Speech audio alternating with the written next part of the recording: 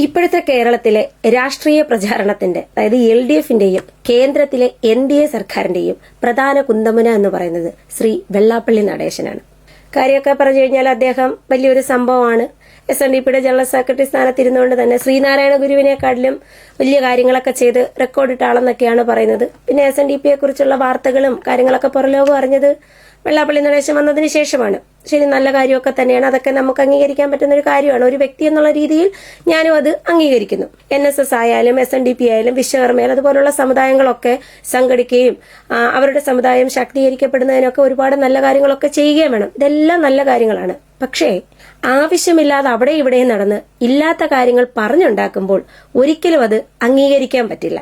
എന്ത് തന്നെയായാലും ഈ ആവശ്യമില്ലാത്ത കാര്യങ്ങൾ പറയുമ്പോൾ ഒന്ന് ആലോചിക്കണം, തങ്ങൾ ഈ പറയുന്ന കാര്യത്തിന് എന്തെങ്കിലും വസ്തുതയുണ്ടോ, അഥവാ ഉണ്ടെങ്കിൽ അതിന്റെ കൃത്യമായിട്ടുള്ള തെളിവ് സഹിതം പുറത്തു വിട്ടിട്ട് പറ, എന്നാലും കുഴപ്പമില്ല. പക്ഷെ ഈ അസത്യങ്ങൾ ഇങ്ങനെ വിളിച്ചു പറയുന്നതിനോട് ഒരിക്കലും യോജിക്കാൻ പറ്റത്തില്ല, പ്രത്യേകിച്ച് ഒരു സമുദായത്തിന്റെ തലപ്പത്തിരിക്കുന്ന വ്യക്തി.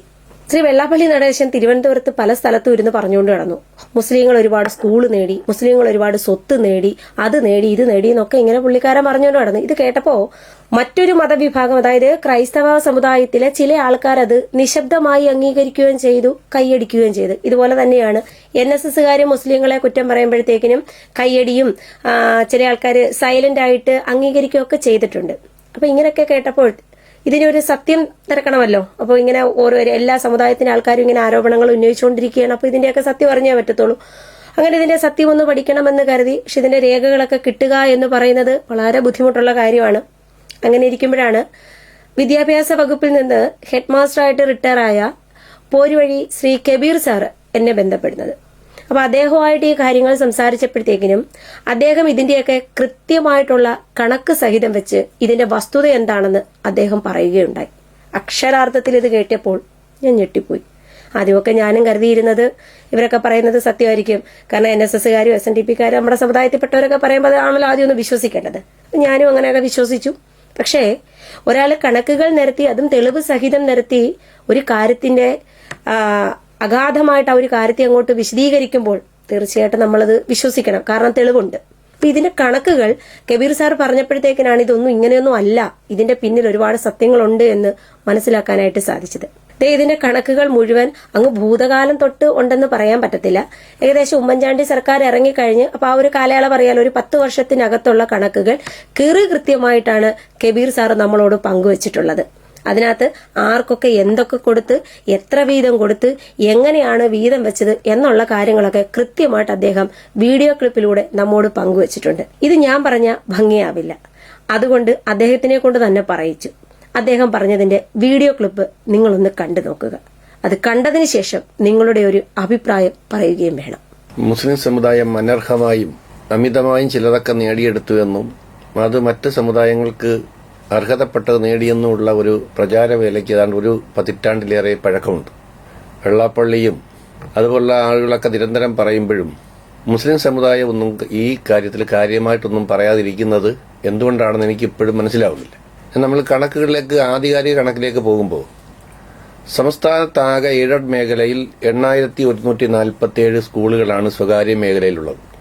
LP, ഹൈസ്കൂള്, UP എല്ലാം കൂടി ചേർത്ത്, ഹയർ സെക്കൻഡറി എല്ലാം കൂടി ചേർത്തിട്ട്. എന്നാൽ ഇതിൽ മുസ്ലിം വിഭാഗത്തിന് 1360 സ്കൂളുകളും ക്രിസ്ത്യൻ വിഭാഗത്തിന് 3494 സ്കൂളുകളും ഹിന്ദു സമുദായങ്ങൾക്കെല്ലാം കൂടി 3299 സ്കൂളുകളുമാണ് സംസ്ഥാനത്ത് എയ്ഡഡ് മേഖലയിൽ ആകെയുള്ളത്. ഇവിടെ മുസ്ലിം സമുദായത്തിന് മറ്റു സമുദായങ്ങളുള്ളതിനേക്കാൾ 4-1 സ്കൂളുകളേ ഉള്ളൂ. 30 വർഷം വിദ്യാഭ്യാസ വകുപ്പ് ഭരിച്ച മുസ്ലിം സമുദായം വിദ്യാഭ്യാസത്തിനു വേണ്ടി സ്ഥാപനങ്ങളില്ലാതെ മുറവിളി കൂട്ടുമ്പോൾ, ഇത്തരം ആരോപണങ്ങൾ വരുമ്പോൾ ഇത് ശരിക്ക് പഠിക്കാൻ ഇവിടുത്തെ വാർത്താ മാധ്യമങ്ങൾ പോലും തയ്യാറാകുന്നില്ല. ഇനി നമ്മൾ ഹയർ സെക്കൻഡറി മേഖലയിലേക്ക് പോകുമ്പോൾ 669 എയ്ഡഡ് സ്കൂളുകളുള്ളതിൽ മുസ്ലിങ്ങൾക്കാകെ 102 സ്കൂളുകളും ക്രിസ്ത്യൻ സമുദായത്തിന് 287 സ്കൂളുകളും ഹിന്ദു സമുദായങ്ങൾക്കെല്ലാം കൂടി 280 സ്കൂളുകളുമുണ്ട്. ഇവിടെയും മുസ്ലിം സമുദായത്തിന് മറ്റുള്ളവരെക്കാൾ പകുതി സ്കൂളുകൾ പോലും ഇല്ല എന്നുള്ള ഓർക്കുക. അതുപോലെ B.Ed എയ്ഡഡ് മേഖലയിൽ പോകുമ്പോൾ അതിനൊക്കെ രസകരമാണ്. ആകെ 21 B.Ed സെന്ററുകളാണ് എയ്ഡഡ് മേഖലയുള്ളത്. ഇതിൽ മുസ്ലിങ്ങൾക്കുള്ളത് 2, ഹിന്ദു സമുദായത്തിന് 9, ക്രിസ്ത്യൻ സമുദായത്തിന് 10 സ്കൂളുകൾ B.Ed കോളേജുകൾ എയ്ഡഡ് മേഖലയിലുണ്ട്. ഇവിടെയും മുസ്ലിങ്ങൾക്ക് കാര്യമായിട്ടൊന്നും കിട്ടിയിട്ടില്ല. ഇതിനേക്കാൾ രസകരമായ സംഭവം, തിരുവനന്തപുരം മുതൽ പാലക്കാട് വരെയുള്ള 9 ജില്ലകളിൽ എയ്ഡഡ് മേഖലയിൽ മുസ്ലിങ്ങൾക്കാകെയുള്ളത് 8 സ്ഥാപനങ്ങളാണ്. ഇനി കോളേജുകളുടെ പേര് നമ്മൾ പറഞ്ഞാൽ തിരുവനന്തപുരം ജില്ലയിൽ മൊത്തം 14 എയ്ഡഡ് കോളേജ് ഉള്ളതിൽ പെരിങ്ങമല ഇക്ബാൽ കോളേജും പാങ്ങോട് മന്നാനിയ കോളേജും മാത്രമാണ്, അത് ജൂനിയർ കോളേജ് മാത്രമാണ്. കൊല്ലം ജില്ലയിൽ 14 കോളേജ് ഉള്ളതിൽ 7 മേഖലയിൽ മുസ്ലിങ്ങൾക്കുള്ളത് TKM കോളേജ് മാത്രം. ആലപ്പുഴ ജില്ലയിൽ MSM കോളേജ്. പത്തനംതിട്ട, കോട്ടയം ജില്ലകളിൽ മുസ്ലിങ്ങൾക്ക് വിദ്യാഭ്യാസ സ്ഥാപനങ്ങളേ ഇല്ല. ഇടുക്കി ജില്ലയിൽ നെടുങ്കണ്ടത്ത് MES കോളേജുണ്ട്. എറണാകുളം ജില്ലയിൽ 2ഉം പാലക്കാട് ജില്ലയിൽ 1ഉം മാത്രമാണുള്ളത്. ഇനി മലപ്പുറത്തെ സംബന്ധിച്ച് പറയുമ്പോൾ ഏറ്റവും രസകരമായ സംഭവം, മലപ്പുറം ജില്ലയിലാണ് ഏറ്റവും കൂടുതൽ മുസ്ലിങ്ങൾ അമിതമായി നേടിയെന്നും മറ്റു സമുദായങ്ങൾക്ക് അവിടെ സ്ഥാപിക്കാൻ മുസ്ലിം ലീഗ് തടസ്സമാണെന്നുള്ള രീതിയിൽ വെള്ളാപ്പള്ളി നിരന്തരം പറയുന്നുണ്ട്. അതിന്റെ വസ്തുത പരിശോധിച്ചാൽ മലപ്പുറം ജില്ലയിൽ ആകെ 9 എയ്ഡഡ് കോളേജ് മാത്രമാണുള്ളത്. അതിൽ ക്രിസ്ത്യൻ മാനേജ്മെന്റിന് 2ഉം NSSന് 1ഉം മറ്റൊരു നായർ മാനേജ്മെന്റിന് 1ഉം പോയിട്ട് 5 എയ്ഡഡ് കോളേജ് മാത്രമാണ് മുസ്ലിം സമുദായത്തിനുള്ളത്. പിന്നെ ഉള്ളത് അറബിക് കോളേജുകളോടനുബന്ധിച്ച് സ്വാശ്രയ മേഖല, അതാ അൺഎയ്ഡഡ് മേഖലയിൽ 1, 2 ബാച്ച്, അത് കൂടുതലും ഇസ്ലാമിക് ഹിസ്റ്ററി, BCom, ഇംഗ്ലീഷ്, ഇങ്ങനെയുള്ള 1, 2 ബാച്ചുകൾ മാത്രമുള്ള കോളേജുകളെ അറബിക്കുകളോട് ചേർത്ത് പഠിപ്പിക്കുന്നതിനെ കോളേജ് എന്ന് കൂട്ടിക്കെട്ടിയാണ് വെള്ളാപ്പള്ളി ഇപ്പോൾ മലപ്പുറം ജില്ലയ്ക്കെതിരെ പറയുന്നത്. നമ്മൾ അറിയേണ്ട ഒരു കാര്യം, എറണാകുളം ജില്ലയിൽ ക്രിസ്ത്യൻ സമുദായത്തിന് 15 എയ്ഡഡ് കോളേജുണ്ട്. അതുപോലെ കോട്ടയം ജില്ലയിൽ 15 ഉണ്ട്. ഇതും മലപ്പുറം ജില്ലയിൽ ആകെ 7 മേഖലയിൽ 5 ഉള്ളൂ മുസ്ലിങ്ങൾക്ക്. എന്നിട്ടും വെള്ളാപ്പള്ളി മുസ്ലിങ്ങളെ പിടിച്ചുകൊണ്ടിരിക്കുന്ന കാരണം ഈ സമുദായത്തിന് എതിർത്തുകൊണ്ട് മറ്റ് സമുദായങ്ങളെ വോട്ട് സമാഹരിക്കുക എന്നുള്ളതാണ്. ഇതിനേക്കാൾ രസകരമായ സംഭവം, വെള്ളാപ്പള്ളി നടേശൻ ഈ സ്വന്തം സമുദായത്തിന് വേണ്ടി 9 വർഷമായി ഭരിക്കുന്ന ഈ ഇടതുപക്ഷത്തിൽ നിന്ന് നേടിയെടുത്ത നേട്ടങ്ങൾ ഒന്ന് പറയിക്കാൻ ആ സമുദായത്തിൽപ്പെട്ടവരോ വാർത്താ മാധ്യമങ്ങളോ തയ്യാറാവണം. 9 വർഷമായി അധികാരത്തിലില്ലാത്ത ഒരു പാർട്ടിയെ അബ്ദുൾ റബ്ബ് വിദ്യാഭ്യാസ വകുപ്പ് മന്ത്രിയായിരിക്കുന്ന സമയത്ത് കഴിഞ്ഞ സർക്കാരിന്റെ കാലത്ത് 39 അൺഎയ്ഡഡ് കോളേജുകളാണ് SNDPക്ക് കൊടുത്തത്. അതിൽ തന്നെ 4 കോളേജ് ലാ കോളേജാണ്. അതിനോടനുബന്ധിച്ച് വന്നതാണ് SM കോളേജിലെ LLB ബാച്ച്. ഇത് അദ്ദേഹം 39 ഫലകം ഉണ്ടാക്കി SM ട്രസ്റ്റിന്റെ കൊല്ലത്തെ ഓഫീസിൽ വെച്ച് ഉദ്ഘാടനം ചെയ്തു. മുസ്ലിം സമുദായത്തിൽ ഒഴികെയുള്ള എല്ലാ സമുദായക്കാരെ അദ്ദേഹം വിളിച്ചു. വിദ്യാഭ്യാസ മന്ത്രിയുടെ പാർട്ടിയെ വിളിച്ചില്ല, പോട്ടെ. പക്ഷേ ആ കോളേജുകൾ അവരുടെ തന്നെ യൂണിയൻകാർക്ക് നടത്താൻ കൊടുക്കുകയും അവർ പലിശയ്ക്ക് പൈസ എടുത്തും ലോൺ എടുത്തും തുടങ്ങി അവസാനം SNDP നേതൃത്വം, വെള്ളാപ്പള്ളിയുടെ നേതൃത്വം സഹായിക്കാതെ വന്നപ്പോൾ ഈ കോളേജുകൾ മിക്കതും അടച്ചുപൂട്ടി. ഇതിന് മുസ്ലിങ്ങൾ ഉത്തരവാദിയല്ല.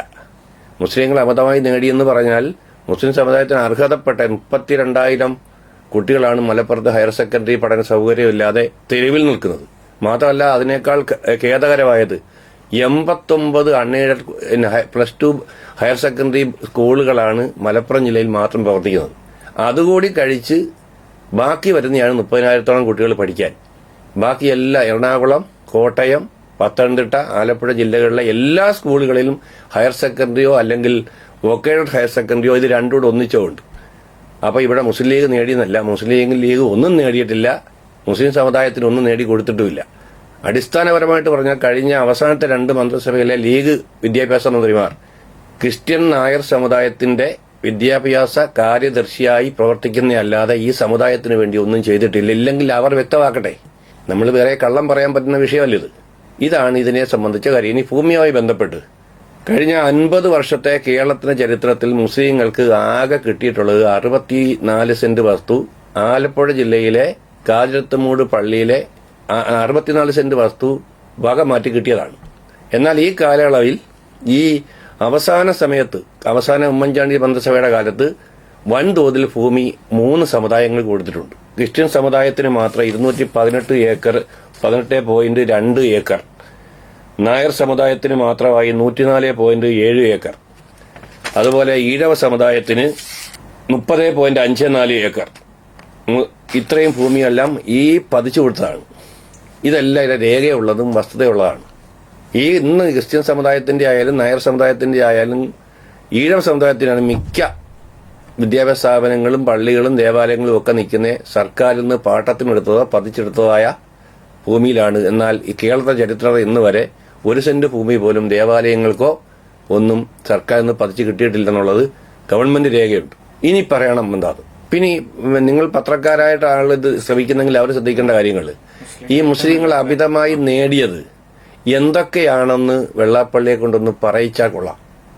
ഒപ്പം മലപ്പുറത്തെ ജീവിക്കാൻ പറ്റത്തില്ലെങ്കിൽ അവിടുത്തെ SNDP യൂണിയൻകാരെ കൊണ്ട് ഇന്ന ബുദ്ധിമുട്ടുകൾ ഉണ്ടെന്ന് കൂടി നിങ്ങൾ പറഞ്ഞാൽ ഉപകാരമായിരിക്കും. നമ്മുടെ ഭൂമിയുമായി ബന്ധപ്പെട്ട ഒരു വിഷയം, സർക്കാർ ഭൂമിയെ പതിച്ചു കൊടുക്കുന്നതുമായി ബന്ധപ്പെട്ട നിരന്തരം വിഷയങ്ങൾ ഉണ്ടാകാറുണ്ട്.